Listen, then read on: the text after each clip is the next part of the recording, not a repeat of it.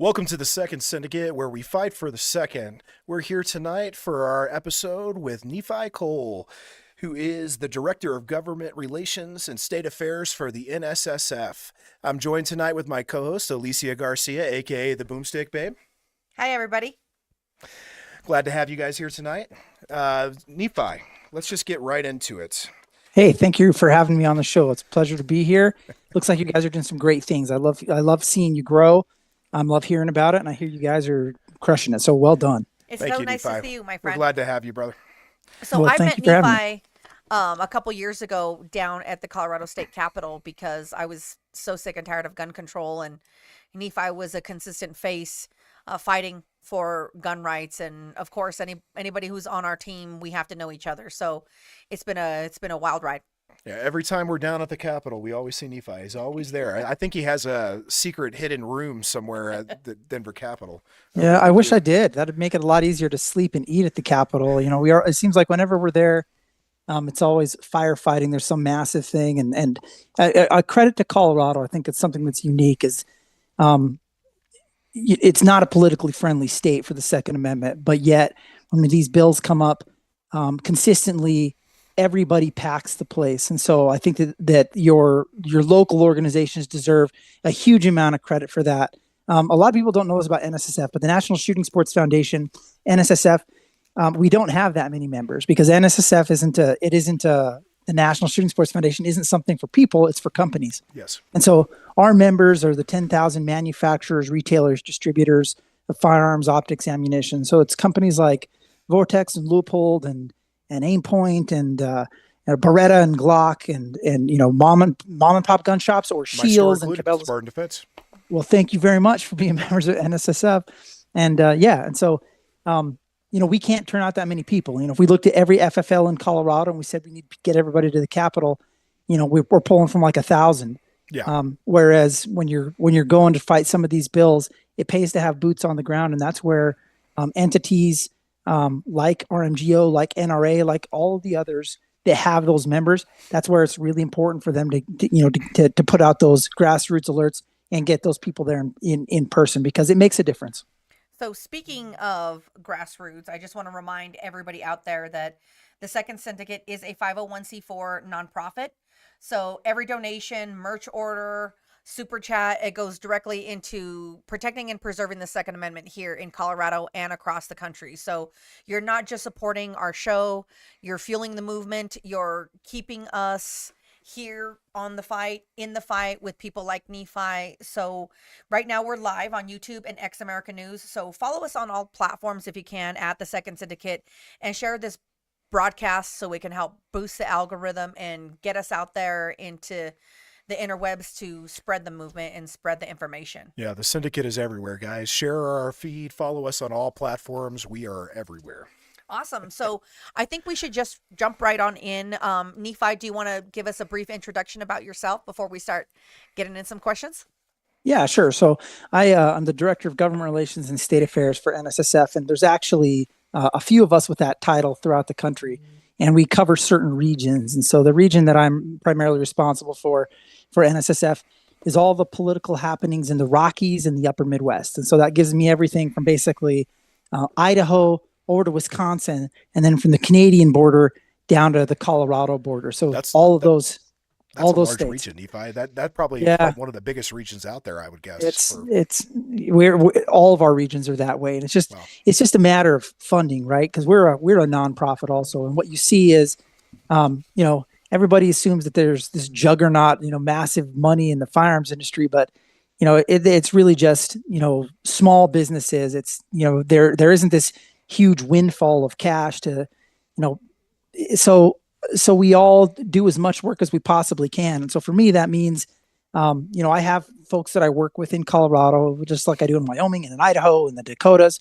And those folks, people on the ground that let us know what's going on. And we collaborate, we email back and forth, we talk on the phone, and then we try and figure out how we can, make the best use of our time in all of our states. And so for me, Colorado's it's just a huge priority because Colorado is ground zero for anti-gun efforts. There's just no other way to put it. training ground or testing ground. Things that we see pop up here usually pop up in another state within a year, if not the same legislative session a lot of the times. Yeah, you'll see a lot of this stuff where people trade that stuff around. And how I got here, I mean, I'm fairly familiar with it because how I got here is I worked for a politician. So I came out of college, I'm a natural resource expert. So I was a biologist and did a lot of work with conservation work with, wildlife and wildlife entities and agencies. And then I ended up as the policy advisor for a conservative Republican governor. And for that governor, I did natural resource policy. I worked on energy strategy. So basically, I'm a big fan of coal and oil, and there's nothing wrong with the windmill, but well, your last name is Cole. It is, but yeah, I'm traditional energy sources. The state I worked for, we were the number one energy exporting state in the country, and we were really proud of it. And so then I also did the water strategy for that state. Water's a big deal in the state, and then I ended up picking up the governor one day. We had some firearms issues, and he called me and he said, like, I want you to take my firearm stuff. And at the time, Colorado was, it is almost the exact same time that Colorado was going through and trying to pass a ban on standard capacity magazines. And so the governor, the governor that I worked for at the time was working hard to say, like, hey, if you're going to, you better not mess with the Second Amendment companies. We'll give them a place to live. And so it was a really interesting time period to work there. But through that experience, I ended up, working to try and, we just decided that we thought that there was a really good chance if Hillary Clinton became president that they were going to attack everywhere. And we knew that these companies were going to need a safe place to build their businesses and their homes and to, and a state to defend them. And so we put together this plan where we're going to recruit companies to move to our state. We were pretty successful at it. And, really built a fairly strong, small firearms industry there. And I was recruiting at the Shooting, Hunting, Outdoor Trade Show, SHOT Show. Sure. And so SHOT Show is owned by NSSF. And so NSSF, I'm there, with my boss and talking to companies about, all this stuff. Well, my boss termed out of office, as politicians do. His term was up, and I got a phone call and asked if I'd be interested in working for NSSF, doing government relations for them. And I got to join a team that is really a magnificent group of dudes, small group, but very effective group. Went from working for a governor to working for NSSF. And so you see all this stuff. So, the shenanigans and the politics. And, I've been around enough legislatures that I can tell you how this happens. Both left-leaning and right-leaning. It's like you go to a state, you wonder where these bad ideas come from. Well, they come from some other state. And all these legislators who are from one party, they'll go to a big retreat in Vermont or something. And then they'll say, like, what did you do this year? And then they'll pass around draft legislation. And suddenly you see this same bad language that, from Colorado pop up in New Mexico. And you'll see it's bad idea in Illinois pop up in these other states. And it has a lot to do with how they pass around these, pieces of bad legislation, and they hand it to somebody. And a lot of times they're, powerful political interests like the Bloomberg groups who are, pressuring these politicians of, that lean left to bring this legislation. And so that's pressuring absolutely them with this too. Yeah. There's when somebody makes a massive campaign contribution, I don't envy those folks who then have to, when that person shows up and says, wait, I'd really like you to champion a piece of terrible legislation. Like, well, that puts them in a really bad spot. Yeah. Yep. And there's a lot of that going on. It's unfortunate. Was that Texas that you were working in? You said no, it wasn't. It was your neighbor to the north. Oh, okay. Oh, Oklahoma or Arkansas. Wyoming. Neighbor of the north here. I was thinking Texas. My bad. No, Wyoming. My bad. Most people don't know that because it's such a small state population. I actually didn't know that. That's interesting. It's a beautiful state too. Yeah, and then Magpul, of course, the corporate Magpul is in Austin, Texas. Yes, and then they moved their manufacturing to Wyoming. Yeah, and Wyoming was really excited because and that's the interesting thing. If you're a state with 500,000 people, if you're a state like big state, that's maybe huge. You don't care. Maybe you don't care about 300 jobs. No, but if you're in, it's huge. Yeah, it's massive. And so, we're really jobs too. Yeah, what a phenomenal company, phenomenal people. It's really a pleasure to work for the industry. Honestly, like everybody in the firearms industry is awesome. Like there are good people and bad people in every industry, but our industry has a better percentage of high caliber people than any other industry. No pun intended. No pun intended. My necklace, actually, I have a necklace that says high caliber that I got from a good friend. I wanted to ask you, Nephi, was there a defining moment in your life that made this more than just a job, that it made defending the 2A more personal for you? I see a lot of hunting and stuff behind you. Tell us a little bit more about that. Well, I've always been involved in the firearms world ever since I was a kid. One of my first memories is going out shooting with my grandfather, who, I always like to say my grandfather was a special man. He managed ranches. He wasn't a rancher. He didn't own the property. He was the ranch manager. So he was like the rip of the ranch, if you will. That's exactly what I thought about. And he was just an amazing man. And so I grew up kind of idolizing him and getting a chance to, go out and shoot and hunt with him. And then, I think it's really shaped how I think about all this stuff. I have a lot of friends who have always been, military friends, and I've always been interested in it. And then, my 11th great grandfather, I think about this a lot. My 11th great grandfather was a guy who was, he was the first governor of the Plymouth colony. And so he stepped off his name's William Bradford, and he stepped off the Mayflower and into the Americas. And ever since then, that's how long my family's been here. Oh, wow. And I think it's really interesting. Everybody thinks of the Plymouth of the Pilgrims as almost like pacifists. They weren't. No. I mean, it was extremely violent times. And when religious persecution. Yeah. When he passed away, on his will is public document. You can go look at it.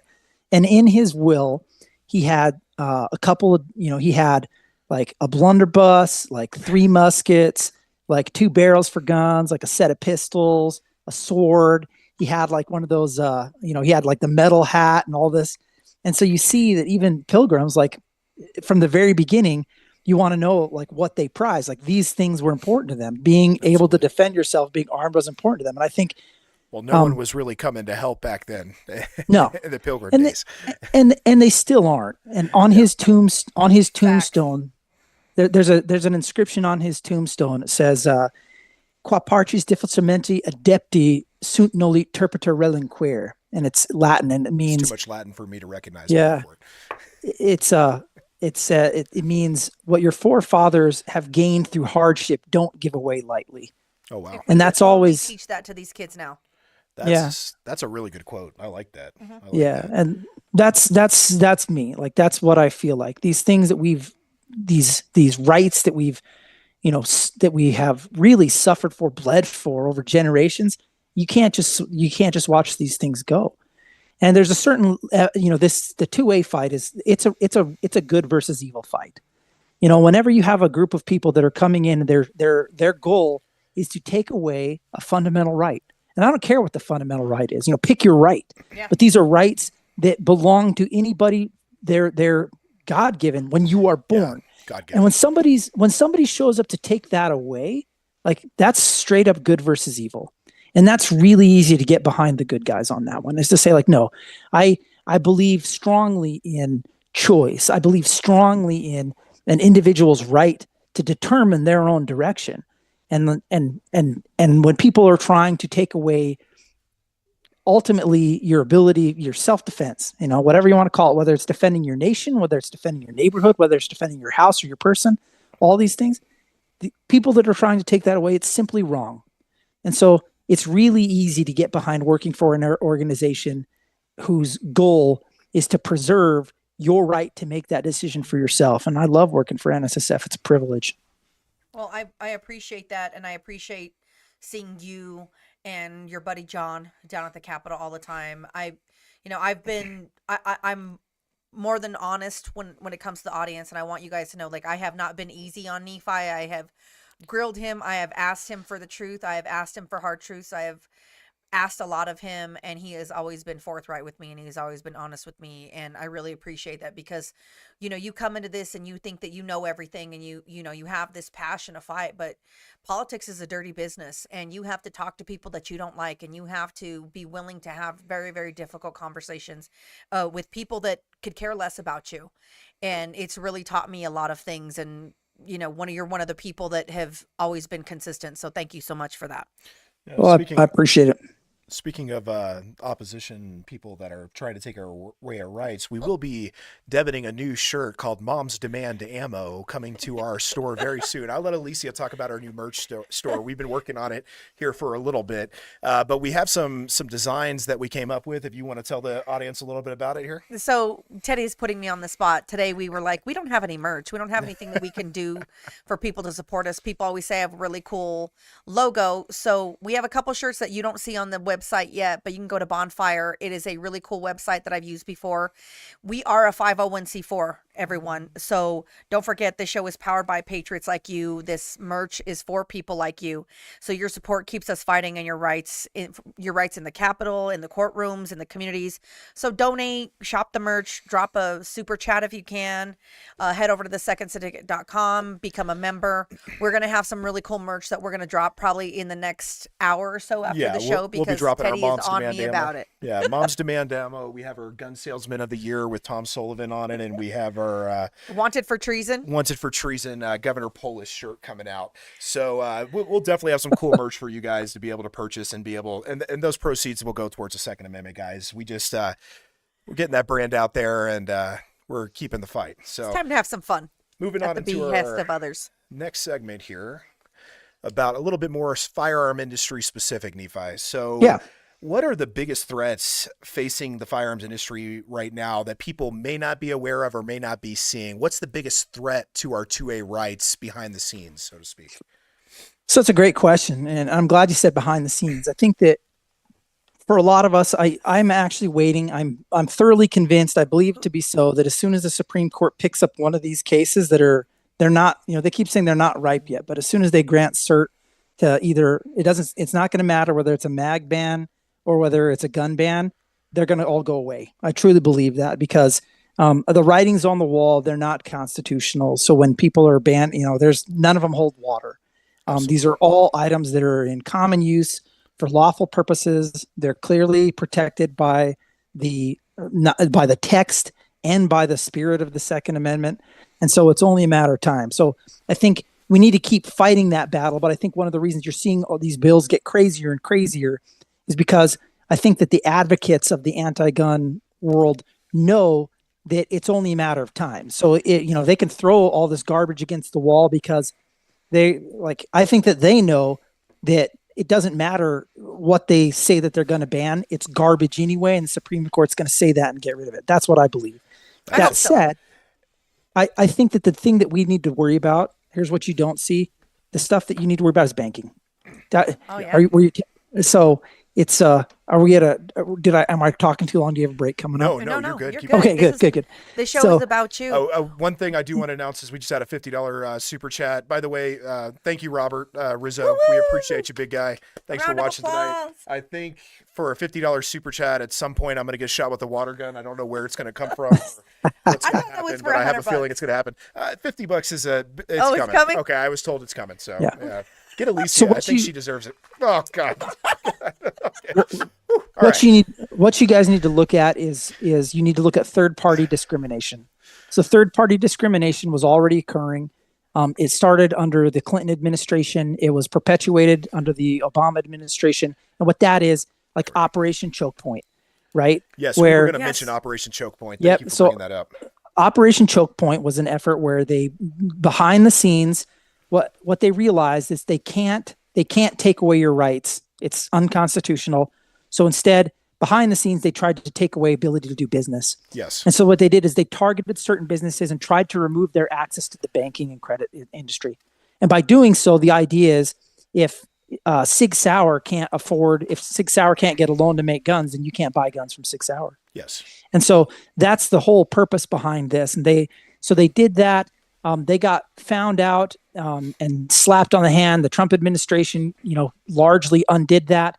But then what they did is they tried to privatize it. And they did that by going to these companies, going to banks, and they went to the boards and they said, look, if you really care about the world and kids and whatever, then you need to have prohibitions on loaning to certain companies. And they baked that in. And so what they're doing is they're trying to bake in these banking policies that say, like, you can't, if you were a member of the disfavored industries, fossil fuels, guns, or whatever, then you don't get the same rights as everybody else in terms of where you can use your credit card.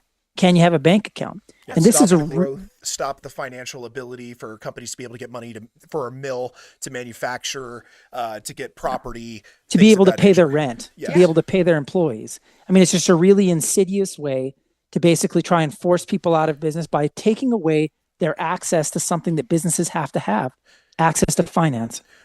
We're seeing that in Colorado too, because we have now state licensing that goes into effect in July. We're going to have a state version of the ATF. We've got a new 6.5% excise tax. And a lot of people out there in the world, they don't understand on firearms, margin's thin. 6.5% of the total sale of the item takes almost all the profit out of it. If the company were to eat that, there would be no profit in it, no ability to do it.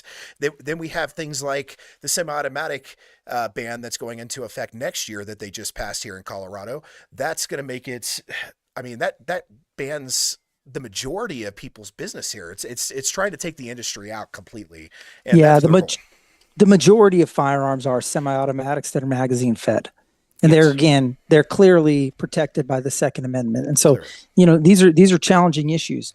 So, banking, if you want to look at where the sneaky part it's going to be, they passed an MCC bill in Colorado last year, merchant category code bill. Now, the reason that they passed that bill, what that bill did is it said that entities that sell primarily firearms, they have to have a credit card code that says they're a firearms seller.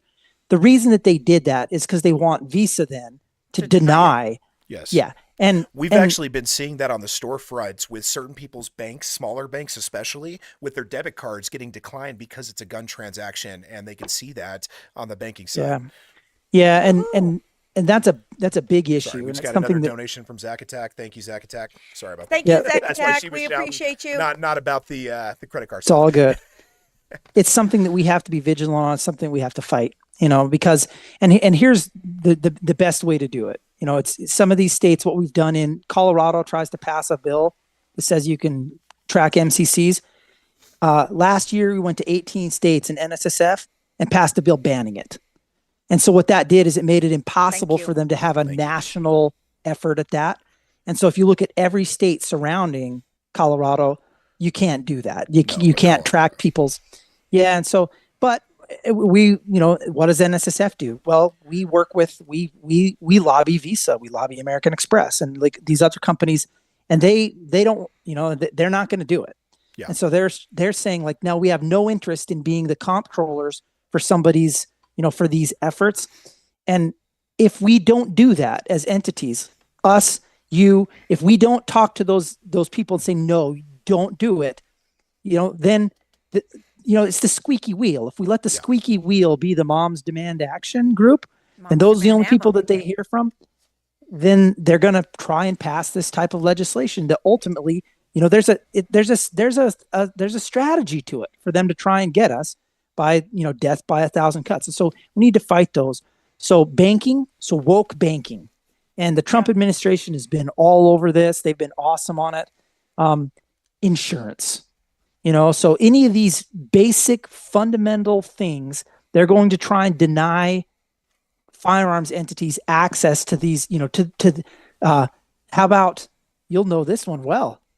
How about YouTube? How about freedom of speech? These are areas where America News for giving us that freedom of speech right now. We have over 4,000 people watching live right now, and we have at least the ability to speak out. These are YouTube, areas we are broadcasting on YouTube right now. We have close to 500,000 subscribers. I don't know how many are watching right now. I can't see it on my end. I know the guys in the back can, but I'm sure it's not nearly what should be watching with the amount of people that actually subscribe to our notifications.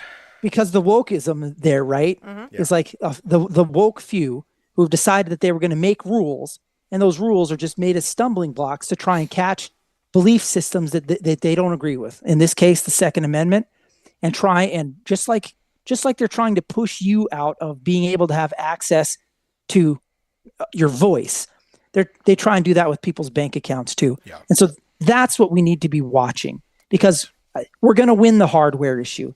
And so they're going to have to be sneaky, and they're going to sneak around behind, and they're going to try and undo us in other ways. And we have to be vigilant. Absolutely. And that's what one of our questions was, but I think you pretty much answered that. We were going to ask how the NSSF is stepping up to protect like gun shops and FFLs who are being buried in regulations that are under attack. Yeah, by so we financial passed institutions. So I'll tell you, just quickly, we passed MCC prohibitions in 18 states last year. We've passed the Financial Industry Non-Discrimination Act in a bunch of different states. And what that act is that's bills in different states that prohibit discrimination based on you can't deny access to funding for these entities solely because they're related to the Second Amendment, related to firearms. And so we continue to work on those issues, free speech issues, shipping. That's another one. Troublesome. They're trying to block us out from being able to ship with any carrier right now. That's right. You talked about non-discriminatory policies for financing, but at the same time, they can charge a higher rate. So, for example, my card fees as a gun store are much higher than a non-gun store's credit card fees because I'm a high-risk industry, is what they call it. And this is what we're looking to go. Like, we have a team in DC. They're working really hard. They're working with the administration, and they're working on with senators on legislation, because when you have bad states that are passing these types of legislation, the only fix is to get up there and have good states pass the opposite. Basically, you have to put your thumb on the other side of the scale, and you have to get federal action. So it's not reasonable. Firearms industry is not a high risk industry. In fact, we are one of the safest industries. We're safer than trampolines by a long shot. We're safer than bicycles. We're safer than automobiles. And so this idea that we're somehow a high risk industry, you'd ask how. The only thing that we're at risk of is we're at risk of junk lawsuits. And that's something that we're trying to put a stop to as well. And that's why we passed the Protection of Lawful Commerce in Arms Act. That's why we try and protect that. That's why in states like Colorado, individuals are trying to bring legislation to circumvent protection of lawful commerce in arms, because, and for those that aren't aware, the PLCAA just says you can't sue a firearms entity because the gun works, which is what the lawsuits that they're trying in New York right now, in New Jersey, they're trying to say, well, it's a public nuisance. A gun works. And so therefore that's a public nuisance because somebody can use it in crime, and it's not that it doesn't function. Yeah. It's that it functions like it's supposed to. Correct. And so it's just the PLCA way protects that us about the that. user is using it. You don't see them going after Ford and Dodge for running down groups of people in the street with rented vans and trucks. Yep. Like we've seen terrorists do. Yeah. Budweiser is not responsible for whether or not somebody gets pulled over for a DUI. 100%. I know. And so, these are the types of fights that, NSSF, we are pretty wrapped around the axle on a lot of these fights that have a lot of nuance in them, these financial issues and tracking issues and that kind of stuff. Whereas some of I like to call them our cousins, we don't always see eye to eye, and that's fine. But some of our more right-leaning gun organizations, they're going to be more in your face, like punching really hard on the more individual Second Amendment issues. Sure. We're going to be involved more on the commerce side of Second Amendment issues. And so we love them. We love all of them. We love what they do. We hope they appreciate us occupying a little bit of space too. Well, it gives us a coalition to attack from multiple fronts. We can't have one organization hitting every front. We need multiple organizations focusing on specific things. Well, guys, we've got a commercial break coming up here, I think, in the next... Right now. So we'll be back with you here with more with Nephi Cole after this brief commercial break. Hello, everyone. I'm excited to announce the next generation of energy drinks, Rev 7. It has no sugar and no caffeine. Instead, Rev 7 uses Go BHB. Go BHB is one of the body's primary ketones, and it provides the most efficient and clean fuel that your body needs. It also helps you stay energized all day with no crashes. Not only that, it produces 3 times more brain energy than sugar, which helps boost your memory, focus, and mental sharpness. It also helps reduce stress and helps balance your mood. Rev 7 does all that while being the best tasting energy drink ever. So go to mypillow.com or call the number on your screen. Use your promo code to save 20% today. I'm so sure you're going to love Rev 7. For a limited time, you get our introductory 3-pack absolutely free. I drink Rev 7 every day and I absolutely love it, and so will you. Welcome back, everyone. We had a special donation from Zack Attack for a really good chunk amount of money. So they're going to... Is that vodka? Just I love this. I love this. fun stuff, guys. Fun stuff. We have a really good time here. I just want to say, we're back from commercial break. We're here with Nephi Cole of the NSSF, if you're just tuning in. And also, before we get into the next question, I just want to say one of our sponsors on here is, of course, Mike Lindell, MyPillow. We have a promo code for that company, whether you're buying energy drinks or whether you're buying pillows from them. It's the 2ND, THE 2ND. We'll get you discounts and all kinds of good stuff and give us credit as an affiliate. So please use it. Mike Lindell is running against good old... Gosh, look at you. Good old Tampon Tim up in Minnesota. Tampon Tim. So, he's a very nice guy, and he stands for a lot of freedom. They're trying to bankrupt him right now, so him. Support him. He's been building and manufacturing in America before tariffs.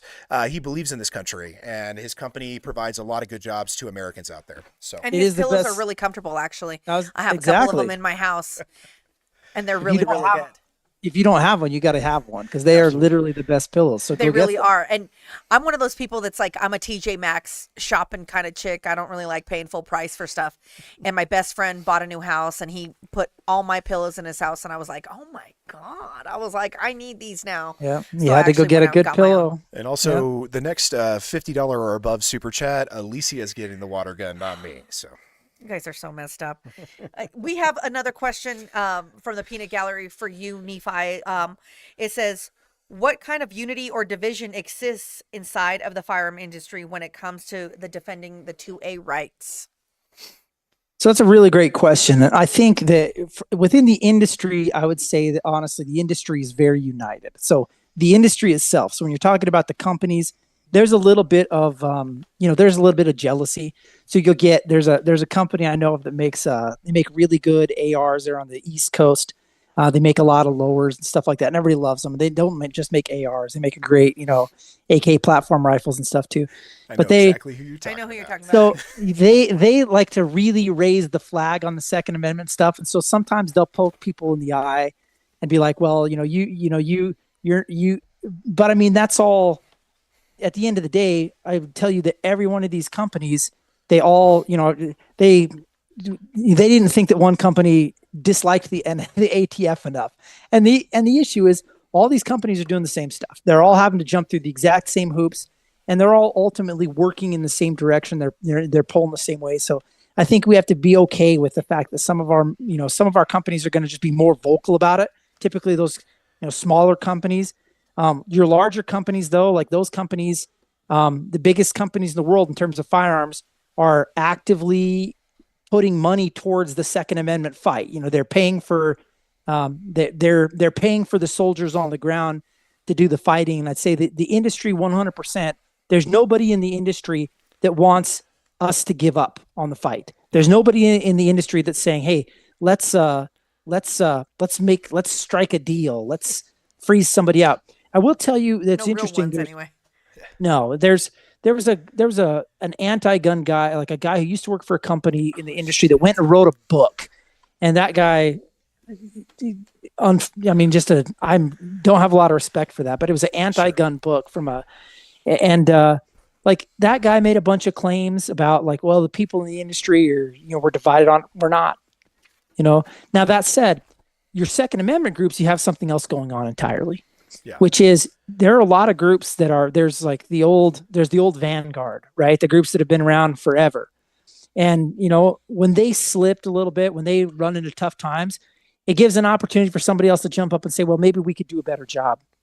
And so you have a variety of these, other groups that are will jump up and try and fill that space. Hopefully we get the vanguards back and they get healthy, because it doesn't matter. Like we could use, if we got a 800-pound gorilla, send him, right? Like 100%. we need all the muscle that we can get. We need the old gorilla, the old silverback. We need the young guy too.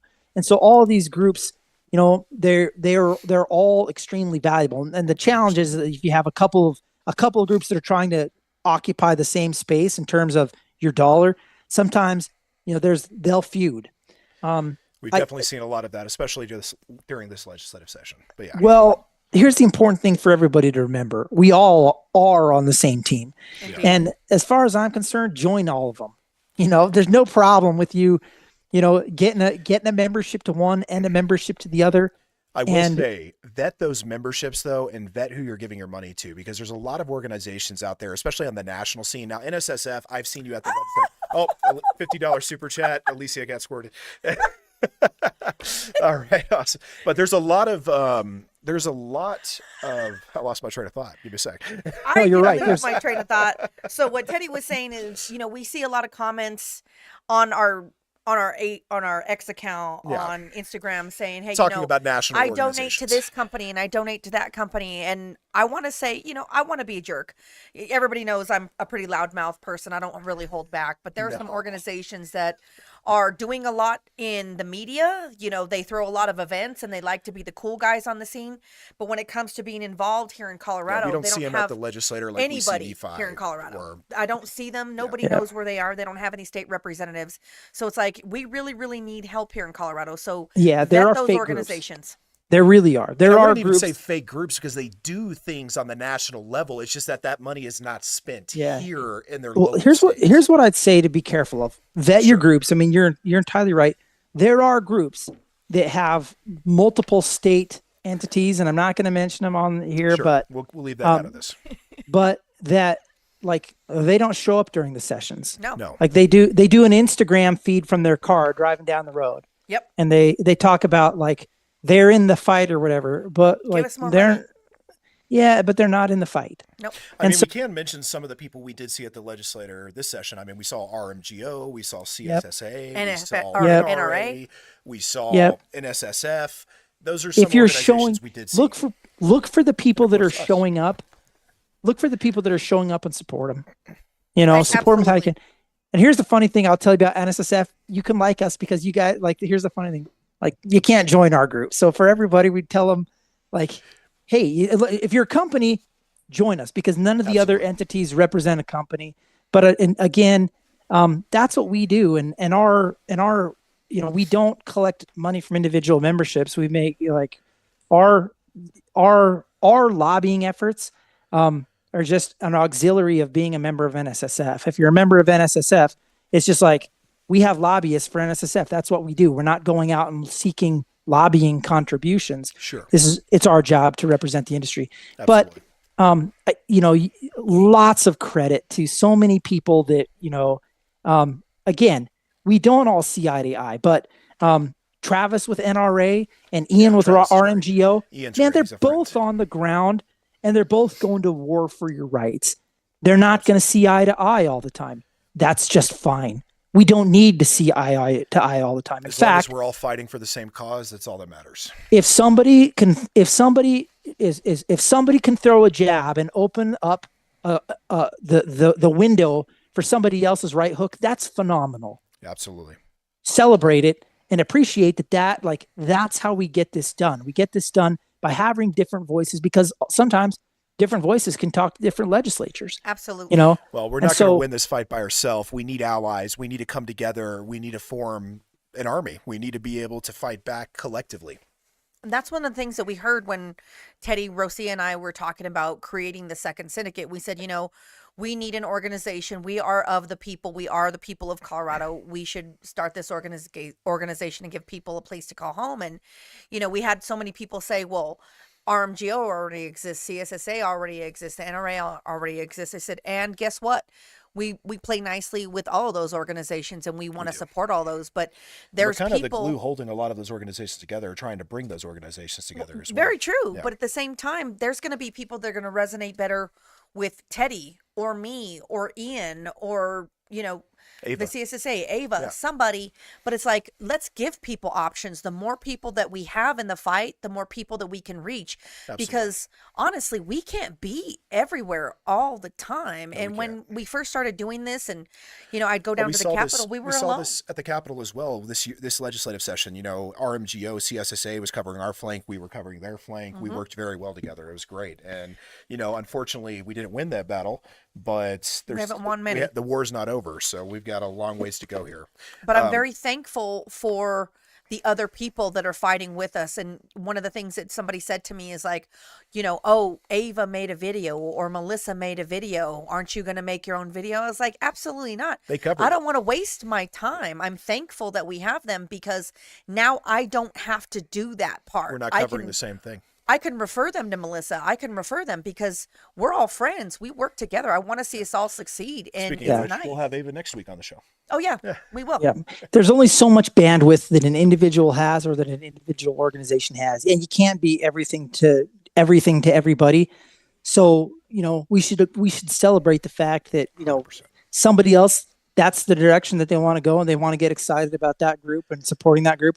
Knock yourself out, man. Just, that said, like there's a couple things and I hope that, and I don't know if we're going to talk about this later, but there's be smart about how you do it. Be smart about who you support and be smart about how you do it because Absolutely. it's really not going to hurt anybody to be a member of like a lot of members of different organizations. No, that money's going to the 2A.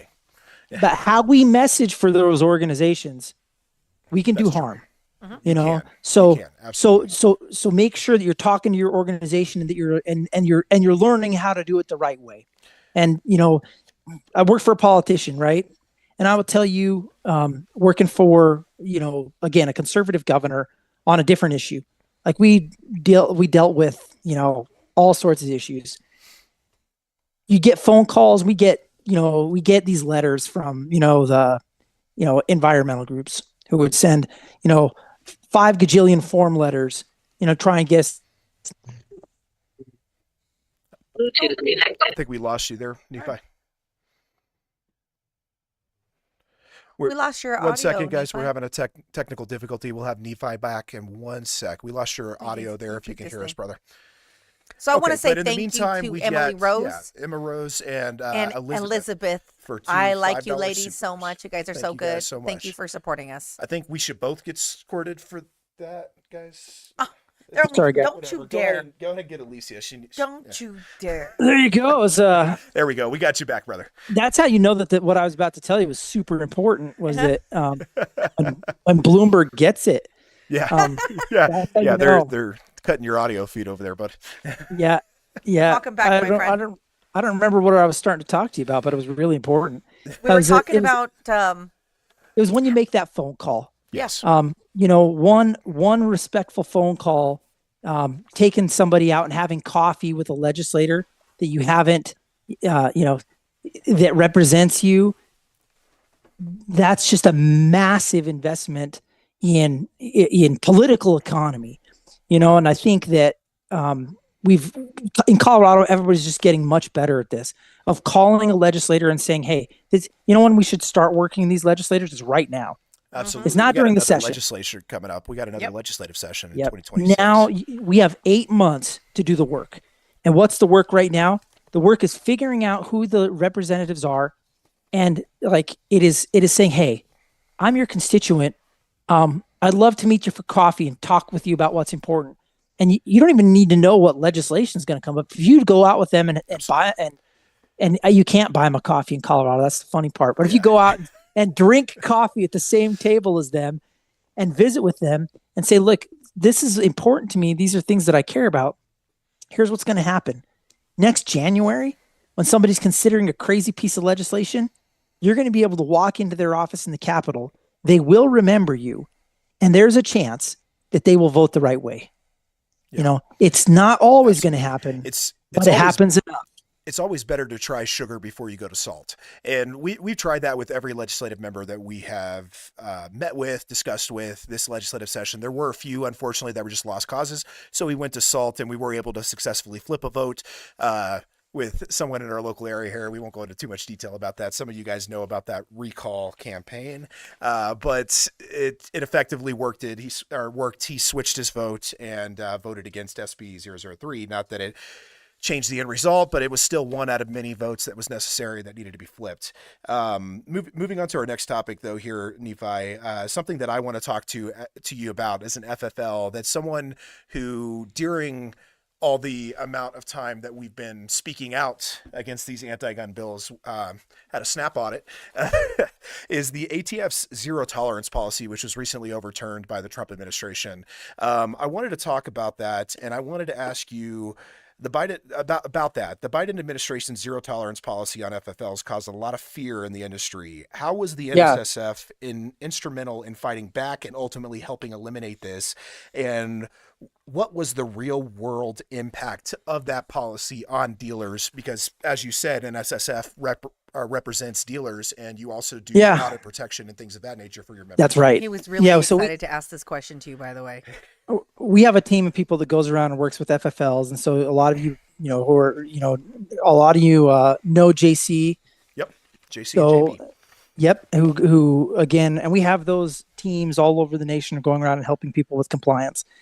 Here's why that was such a terrible rule. So the no strikes and you're out rule, the Biden rule, basically treated everything like it was exactly the same. I think we all agree that if someone egregiously, if someone were to come into a shop and say like, oh yeah, this guy's he's clearly a criminal. Yeah. I mean, and he's you got tell him a gun. MS-13 tats on his knucks, things like that. Yeah, he can't, and he's standing there telling his girlfriend to, file the paperwork while he's, that's one thing. It would be reasonable to, maybe to say like, oh yeah, no, there's no zero tolerance for that. Okay. Correct. But here's the problem. We can all agree with that. That's not what they were doing. Absolutely. What they were doing is they were finding somebody that made a mistake on 4473 where they forgot to initial a spot because they did a cross out. Or the background check was 31 days old versus 30 because they didn't count the calendar days right or something of that nature. And they wanted to strip their license for that. 100%. And so they wanted a few FFLs that got shut down from this. Yeah, 1,000. Yeah. So there were 1,000 of them this last year that the Biden administration was successful in doing that with. And just people that and in a lot of cases, these aren't people that they actually finished the entire proceeding. They just buffaloed people. Yeah. They just turned their license in. They didn't want to deal with it. Yeah. They're like, I just don't want to deal with it. I quit. And so, I mean, again, it's egregious discrimination. They would never be okay with you doing that to their own employees, right?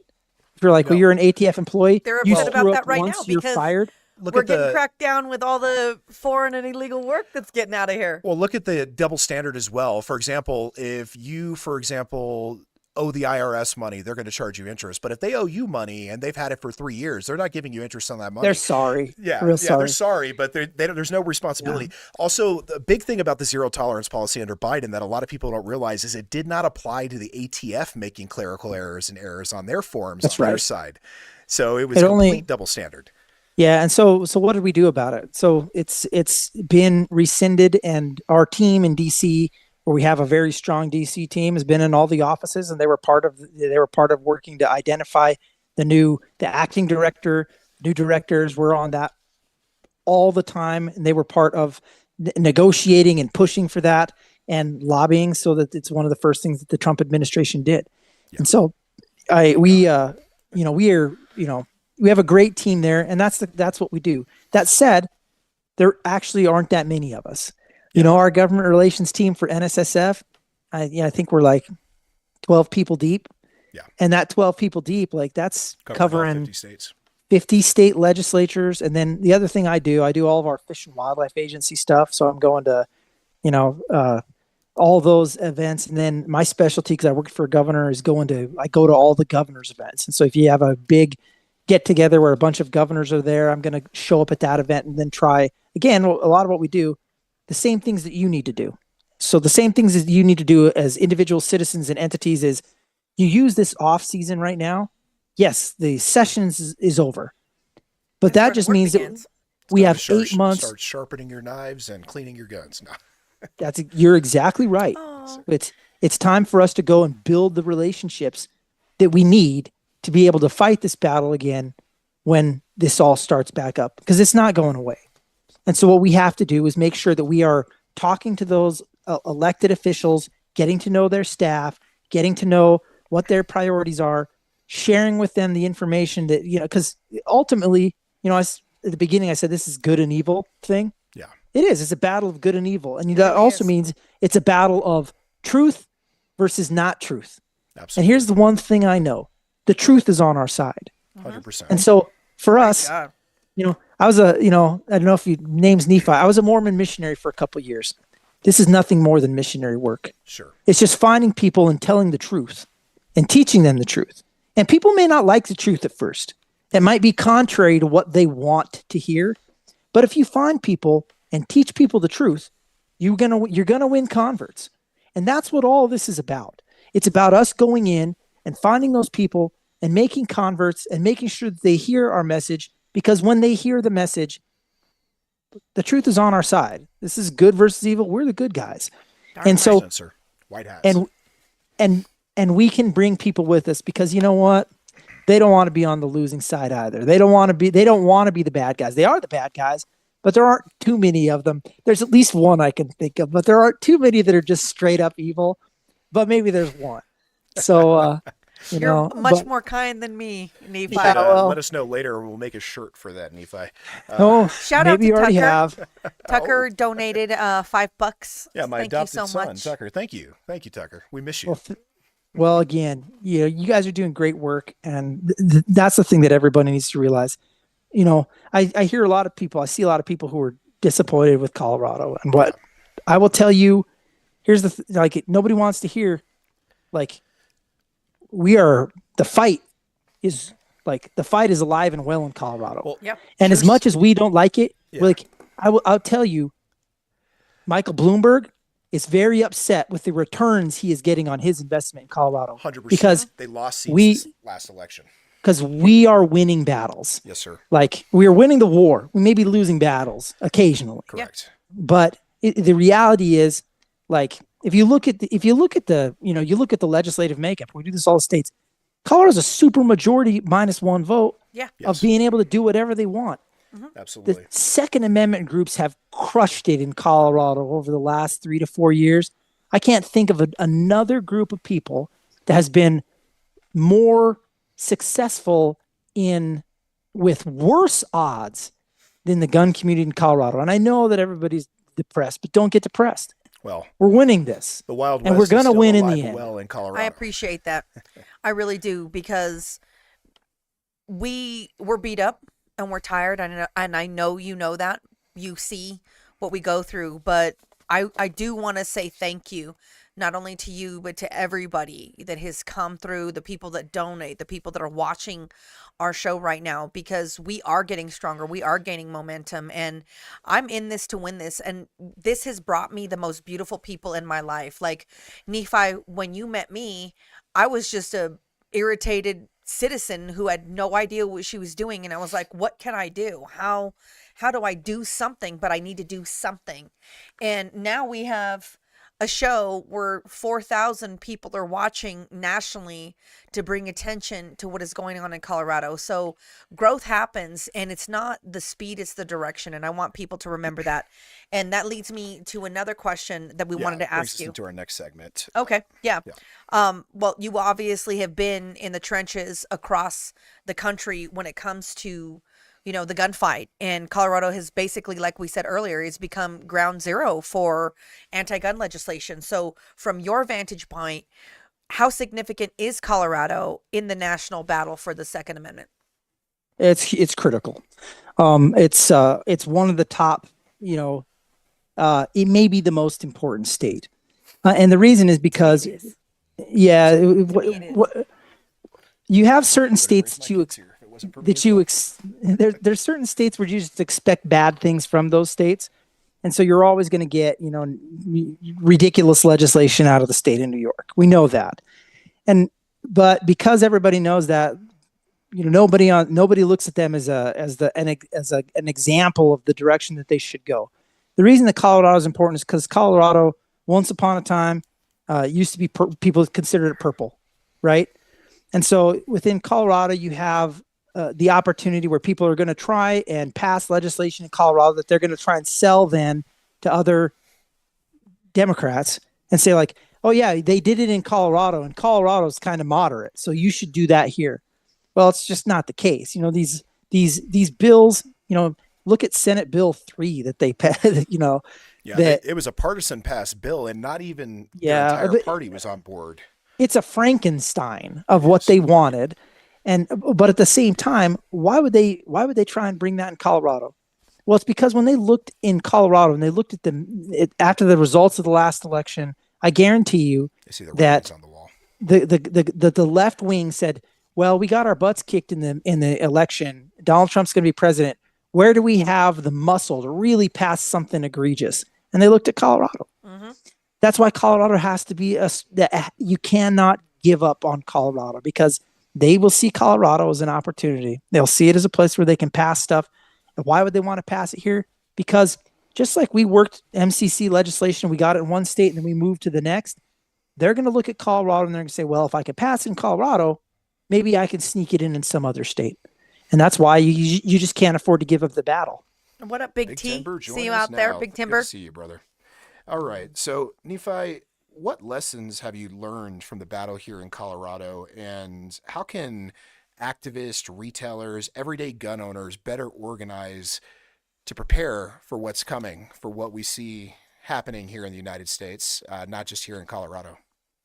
So here's the biggest lesson I learned. And you talked about somebody whose vote you were able to change, and I'm going to use that as my lesson learned for this session, which is in Colorado, that legislation that they were trying to bring was so bad. Most of the sponsors who were Democrats on that legislation, they didn't even read it. They had no idea what that bill was. They kept calling it a magazine ban. Mm-hmm. They had no idea what it even was until they had already signed up for it.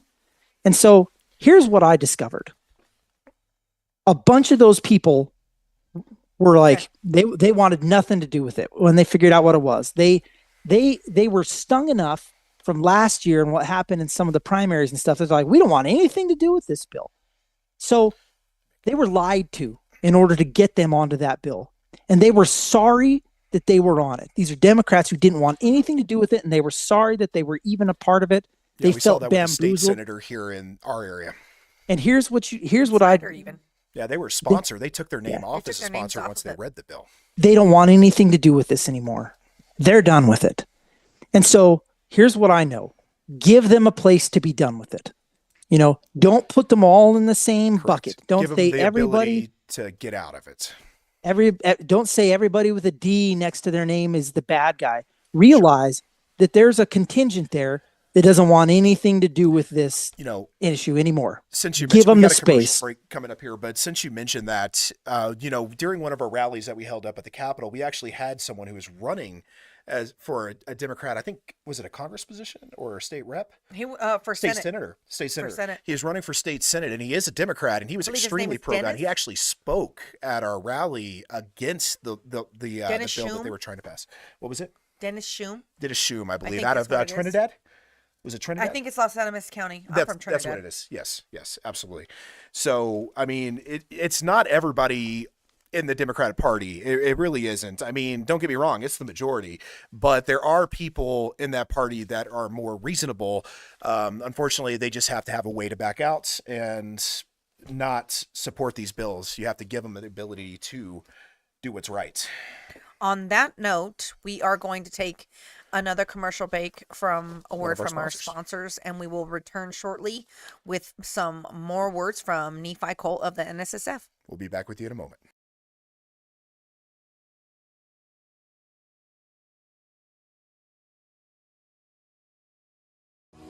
Well, hello everybody, it's Annie Cyrus. Welcome to my art studio where all the magic happens.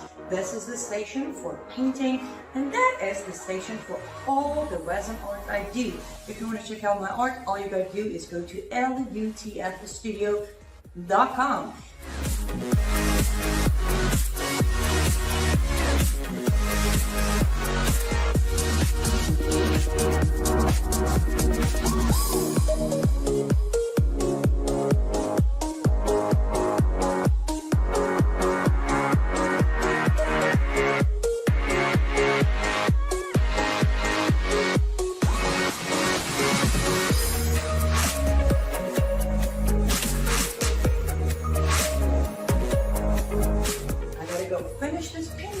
But I'm sure for this, I hope I'll see you at lutfstudio.com. Thank you for holding for us for that brief commercial break. Annie, by the way, has a show on Ex America News you should check out. You should also check out her personal story. She is a huge freedom advocate. She fled Iran, if I remember correct, came to the United States seeking freedom, and now is a huge patriot and proponent for the Second Amendment and freedom. So definitely check out her show, check out her art. If you need anything done, she can do it. Use the code THE2ND, same as our other code. So, And she's absolutely beautiful too, She by is. the way. She She's is. a very stunning lady. Well, awesome. So back with Nephi Cole here. Do you want to take the next one? Sure. Well, just to remind everybody out there, please hit that subscribe, hit that bell, hit those notifications, help us share the algorithm, buy some merch, donate. We are a 501c4. We are in the trenches out here doing our best to bring you the truth and spread the news about what is going on in Colorado, as well as fund some recall initiatives to get some ballot And initiatives going. propositions. We're going to do everything that we can here for you guys, but it takes an army. It really does. And we want you to join the syndicate. We want you to come on board with us, get rowdy with us, and help fight back. And whether it's $5 or $50,000, everything that you do and everything you donate to us helps. So we really appreciate that. We're going to get right back into our fourth segment of the night. We're going to talk about what we can do to build the future of the Second Amendment and Second Amendment advocacy. We have a great resource here, Nephi Cole of the NSSF. So one question that we want to have for you is, what does a proactive 2A strategy look like? Something that goes beyond just armed defense, but in your words, what are some other things that people can be doing? To me, the most important thing to do is take people shooting. You know, like for those of you who are out there, it's something you like to do anyway. Take people to the range. You know, you don't make Second Amendment advocates by explaining to them what the Second Amendment means. You make them by introducing it to them. And Guns are the gateway drug to freedom, ladies and gentlemen. Yeah, Nephi, I was going to say that's hugely important what you just said, and I've talked about this before. Is the left likes to argue with fear? They don't want proper education of firearms. Otherwise, they would be doing what Arkansas is doing and teaching gun education and safety in schools. They don't want that. They want people to fear this item. They want people to be afraid of it, and they want them to be ignorant. Education is key. Taking someone out and getting them behind a rifle, getting them behind a handgun, and shooting for the first time takes the unknown away from it. It takes the ignorance away. So that's huge. So very good point, sir. I really love that. That's it. There you go. Take somebody shooting. If you're, and then I'd say, reject the artificial within the community. Don't let the artificial, there's these artificial divisions between like this group, that group, hunters, not hunters, tactical guy, over under shotgun guy. These are all you can these say FUD, Nephi. It's okay. FUDs. Don't, FUDs leave tactical guys alone. Tactical guys, hug a FUD. Hug a FUD. Hug a FUD. I'm going to make a shirt on that, Nephi. You don't own hug that, a FUD. He is on a mission tonight. They need for a- t-shirts, let me tell you. We are a Black Rifle I'm telling store. you. I am anti-FUD, but you know what? Hug a FUD. I love it. We're doing that. I like Write it. that Hug a down. FUD. That's good. Because Shall we even FUD donate some proceeds to the NSSF I think from we that? could. We should do that. just be a member. You guys, I think your business is, but if you're a media entity too, media entities can be members We'll of join as a NSSF. media entity as well. I did So- know that. And let us do, then you can get media badge to SHOT Show. See? So it just Nephi, makes I heard you said you were going to get us into the party with the helicopter shoot next year. which one? There's lots of parties with helicopter. It's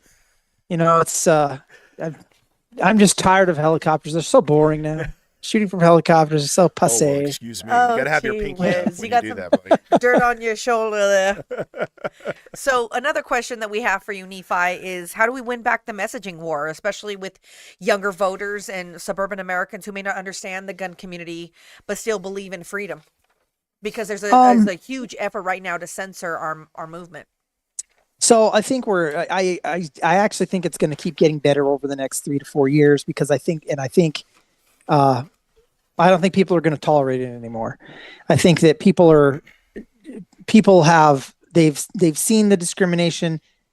We got to give this administration time to work on it. We got to message this administration, but it is not. There's nothing cool about. You've been to the Capitol, you've been to these debates. The other side that's fighting this, there's nothing cool about it. Yeah. It's a bunch of we people who outnumber are, them every time we show up. and they're like, I mean, it's people who, I feel for them, because they're scared of everything, right? The entire world is extremely frightening. They're hiding. They're like, I can't even get out. I can't even walk out of my house because I'm so scared of the world. Like, that's not cool. It's not real. And when you meet people that are real people in the Second Amendment community, and we were like, make sure and be yourself. That's the number one thing. Like, we don't need to be tougher than who we really are. We don't need to scare people, because the reality is, like, we're cool people, and we're a much funner group. And introduce people, bring them in, open the doors to the tent, take them shooting. And part of that is key. Goes to the FUD point. People don't have to look like us to be gun owners. They don't have to wear a flannel shirt. They don't have to wear a camouflage shirt. They don't have to like the same type of gun. It doesn't matter, right? And that's part of the thing that we have to do, is we have to be okay with making sure that there's, we need diversity in gun ownership. You need to make sure that we're not, making some group feel like that they are, somehow the Second Amendment doesn't belong to them. It belongs to everybody. So Indeed. Make sure they all know it. Shout out to Tony Simon. The second is for everyone. He does a really good job of that. Every time I hear that, I think of him. He's working his tail end off out there in New Jersey, teaching people, taking people to the range. State for gun control. It's awful. Yeah. It's awful. So another question, and we'll give an outro and we'll say our closing remarks. But for FFLs, for business owners, and all the citizens out there watching, what's your advice for getting involved and having a real impact on state level legislation? It's to show up. For FFLs, please be willing to come to the Capitol, and not just come. When I say show up, the best thing that an FFL can possibly do is find out who your elected representatives are, and then go have coffee with them and say, I am a business person. I employ this many people. This is my space. And make sure that they know, like, what you do for the community. And then if they want to be friends with you, take them in. Be friends, regardless of where they're from, what they look like, what kind of car they drive. It doesn't matter. Build that relationship. If they're uninterested in it, in having a relationship with you as their constituent, replace them. Yeah. And let them know you feel that way. Say, look, I'm willing to give you the benefit of the doubt, and you represent me. If you don't want to represent me, I'm happy to try and find somebody else. But have those conversations with them. That's the best thing that you can do as a business owner, is get to know your elected officials and demand. It doesn't matter what their party wants. You're their constituent. They work for you. And let them know you want them to work for you. Absolutely. Wonderful. Absolutely, Nephi. Do you want to take over? Yeah. So something. I'll thank Spartan Defense. So our biggest sponsor for our show is this man and his wife. The reason that we have this amazing studio and these microphones and this equipment and all of the things that we're doing is because of Spartan Defense. So I want to say shout out to Spartan Defense for being our biggest supporter and for being my business partners in the Second Syndicate. We couldn't do this if we didn't have each other. And that brings me back to something you said earlier about bringing the right people into your life and being open about being a gun owner. We don't have to be all the same. I have made some of the best relationships, and I've met some of the best people ever that show up for me and support me in ways that I never thought that people would or could. And it's really taught me the importance of why we fight so hard, because I tell my students every day, this is not only about guns. It's about learning to love yourself enough to stand up for yourself and use your voice and do everything you can to protect yourself. And I am creating that when we're doing this, and we're creating that when we're talking to people. So shout out to Spartan Defense, bruh. Thank you. Appreciate it. Oh, where can you donate? So as far as donations concerned, we have the Give, Send, Go. We also have now on the Spartan Defense website, anything you purchase, you have the opportunity to round up to the nearest dollar to donate to the Second Syndicate, or give additional donations if you so need to or feel that you want to. So yeah, we have that set up on SpartanDefense.com now. Awesome. So I just want to say, Nephi, before we wrap up, first of all, thank you for taking the time. Yeah, you're a to join busy us. We man really with all the appreciate states you it. cover, brother. Thank you for taking this time to come talk to us. And It's a for the pleasure. fight, I know you're always everywhere. Every time I talk to you, you're on the road here, you're on the road there. I met your lovely wife at the NSSF SHOT Show. And SHOT Show. that lady must be built out of patience and sugar, because I know you're traveling a lot. So shout out to her for supporting you and holding you up. Good women are hard to find. So, And speaking of that, shout out to you for all the time you I donate to do? this organization, all the time you donate to the 2A fight, not getting paid to do it. You're awesome. send me money. I mean, I literally met her at the Capitol arguing with a left-wing anti-gun Democrat. It was the Predator. The Predator. It was your girl Epps. Miss Epps, who's no longer in office, thank God. We got her out of office. Got rid of That's that hoe. great. I don't know if her So- replacement's much better, but I'm glad she's gone. Honestly, I don't think there was anywhere you could go but up from that That's gutter true. trash. Yes. Oh, Shout dear. out to you, Epps. Hope it's well.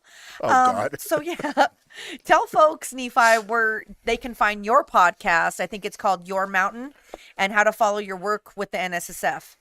Well, I appreciate that. So that's we're representing NSSF here today. But if you're interested in hearing some geeky stuff about outdoor policy and how that affects you if you hunt, then look at the Your Mountain podcast. Check it out.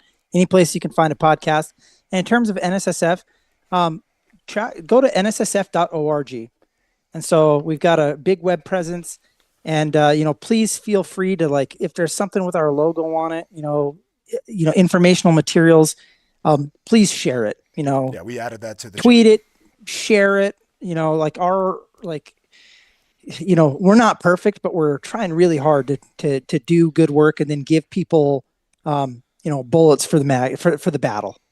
And so we'll keep trying to do that. Please check us out. And I'll tell you what you can do to help us. Go buy a gun. Yeah, at know? Spartan 100%. Defense. Support your NSSF member stores. Spartan Absolutely. Defense. Absolutely. We ship nationwide. Oh, dear God. Use the code to round up to donate to the second syndicate. Right Emily on. just donated another super chat. Thank you, Emily, so much. Emily, Well, you're awesome. Thank you are so awesome. much, hon. Nephi, we appreciate the time we've had today with you again. We know you're a very busy man, so God bless you, sir. And we'll be in touch here soon, brother. You have Before a you Thank go, you very much. we want to know, what is your Yeah. favorite EDC? We want to know, what is your holy grail gun? And give us a quote to leave the people with to remember you by. All right. I'm going to judge you on these questions. So my favorite EDC, the most common or favorite? Your favorite EDC. Not the Man, heat that's cannon that we have hiding do in have the the heat background cannon. here. Yeah, it's kind of Right. hiding.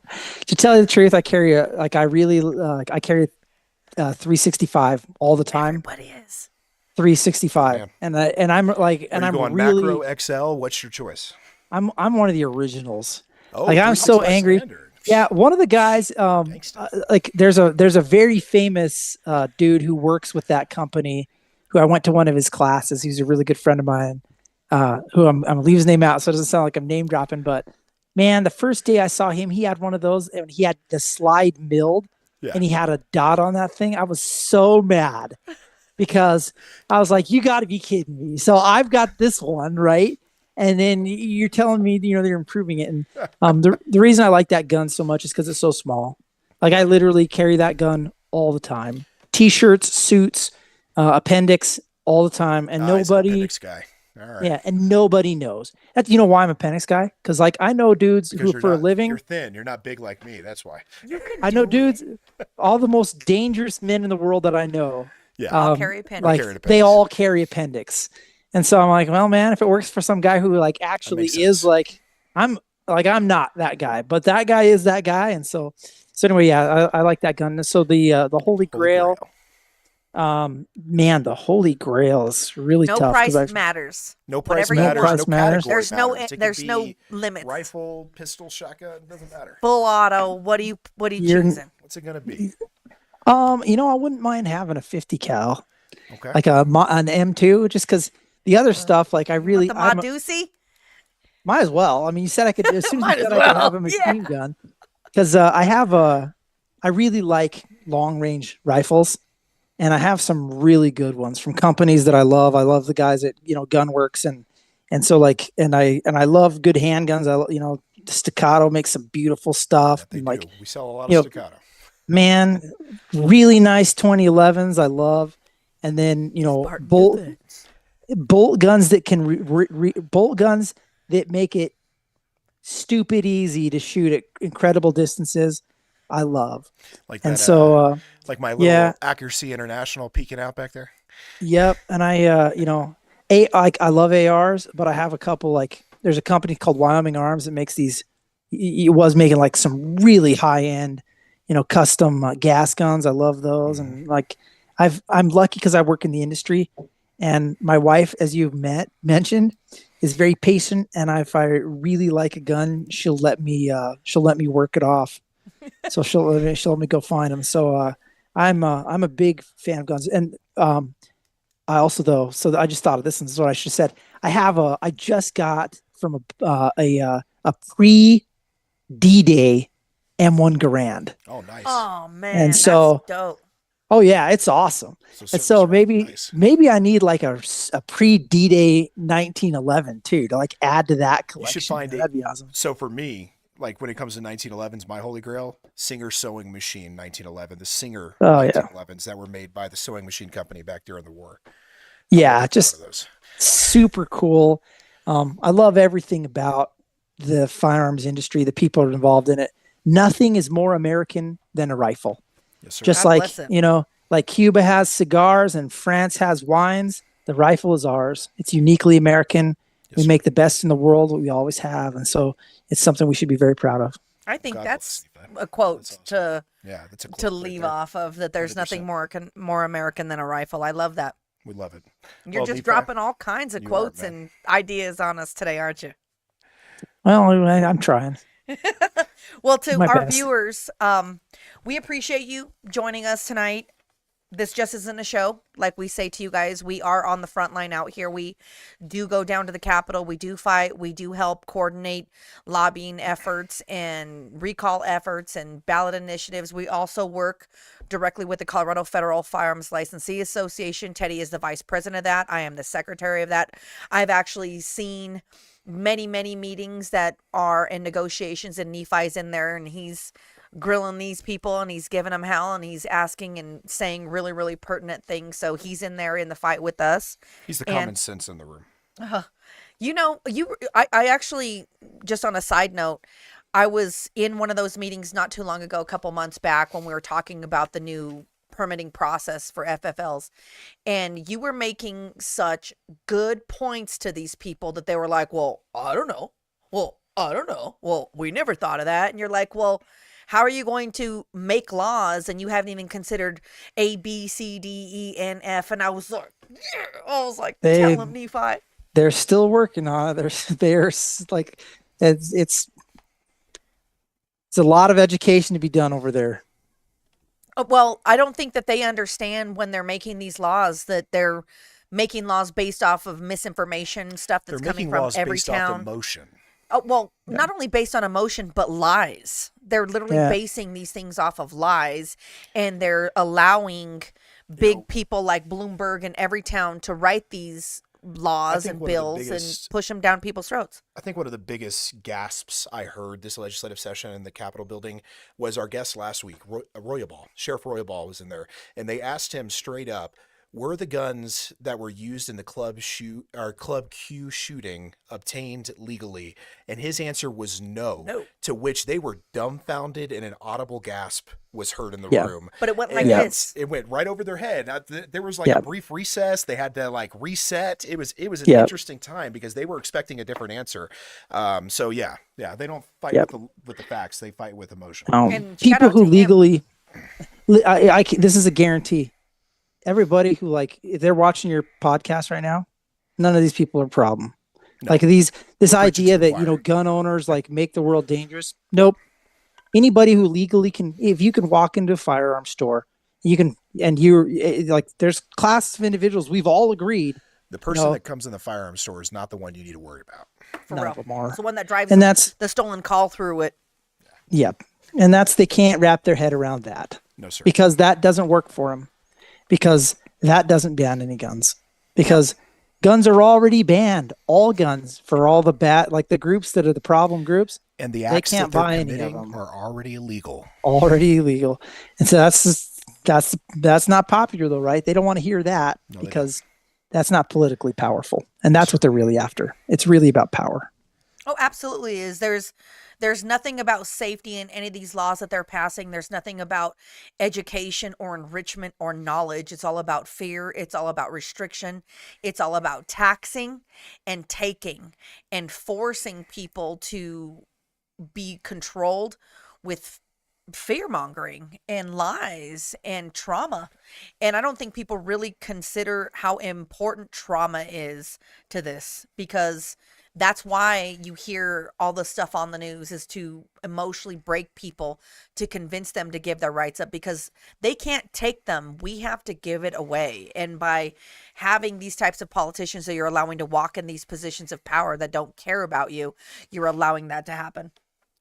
Well, Nephi, thank you for coming on tonight, brother. It's about that time, so we really do appreciate you, man. We'll be in touch here soon, and we'd love to have you on again in the future, man. You're an awesome guest. I think we covered a lot about the 2A today and gave some people some hope as well as some caution. So thank you again, Nephi, for your time. Thank you guys Nephi. for everything. See you later. Have a good Awesome. night. Have a good night.